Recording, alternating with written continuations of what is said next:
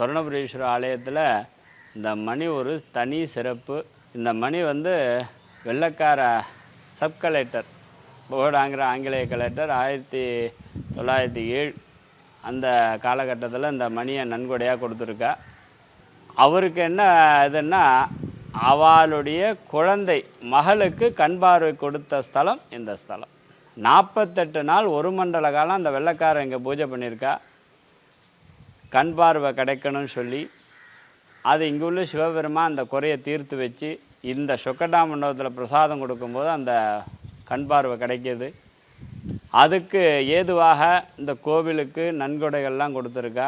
அதில் ஒரு நன்கொடை தான் அந்த மணி. ஷிப்பில் வர வைக்கப்பட்டு அந்த காலத்து, அதாவது வெளிநாட்டிலேருந்து வந்த மணி. அந்த மணியை நம்ம இப்போ எசைச்சு காட்டுறேன். கிட்டத்தட்ட 3 கிலோமீட்டர் கேட்கும்.